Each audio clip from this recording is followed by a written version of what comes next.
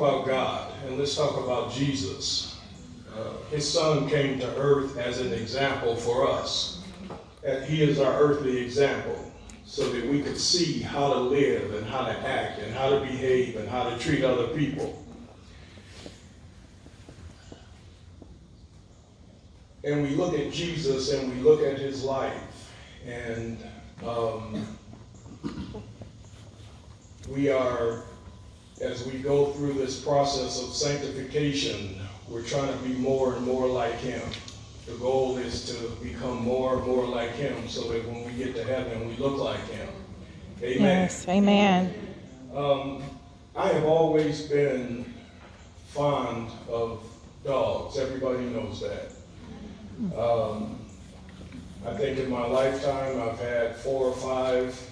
I've never had a little dog. Always had Great Danes. How do you go from a Great Dane to something you carry? Well, this is Taj's dog, to be honest with you. But she travels so much, she ended up leaving him at home, and now he thinks he's my dog.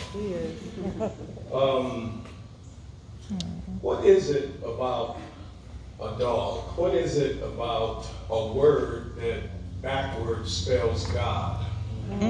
What is it about that? Well, let me tell you a few characteristics about a dog that may help you. Number one, this dog loves me without condition. Without condition. And if you've ever had a dog, it's not about what you did a minute ago or what you're getting ready to do. They love you. It doesn't matter if I miss a day of feeding him or if I accidentally step on him, which I often do. And he goes, arf, arf, arf. And then the next minute, he's jumping in my lap because he doesn't remember it. It's unconditional. It is without condition. And when you think about how we are, everything in our relationships is conditional. I love you as long as. I'll do this if. It's always conditioned. When he wakes up in the morning, it is like he never woke up before.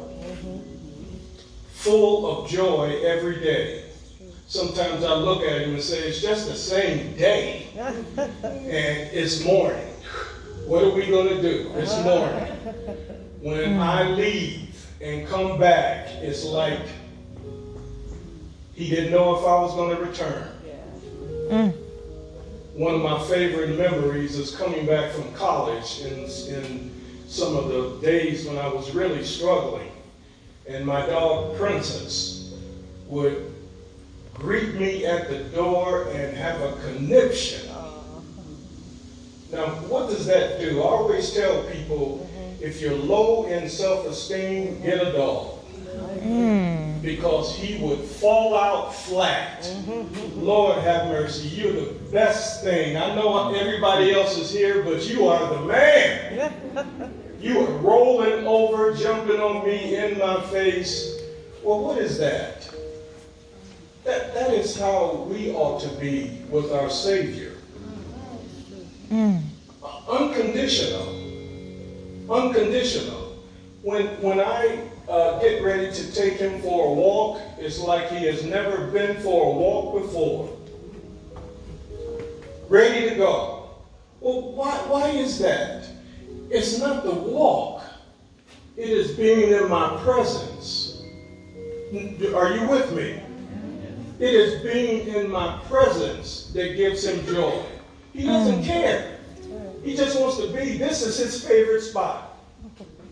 When he goes with me to Home Depot, people come up and they just look at him and say, oh, a cute puppy. And I say, well, he's not exactly a puppy. He's 13. Oh, he's such a cute dog. He's such a cute dog. When I get out of the car and leave him in the car, wherever I go, his eyes follow me. Whichever direction I go in, he follows me until I disappear, and his eyes don't come off that spot until I reappear again. People can walk by and they can hit a window, they can do whatever. But he's focused on me. What does that tell us about the kind of focus we ought to have with our Savior? Looking where? Unto who? Unto Jesus, who is what? He is the author and the finisher of our faith. What separates us from this goal? We are made in God's image. He doesn't have a free will. He can't decide what he's going to do.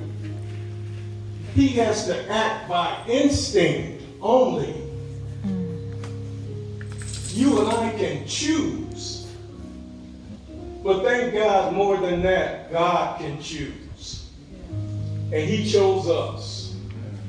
Thank you, So the Lord. next time you see one of these animals and say, look at that mud, get that stinking thing out of here, just think about the kind of relationships that these animals have with their masters. And remember the kind of relationship that we should have with our master. Let the church say amen. Amen.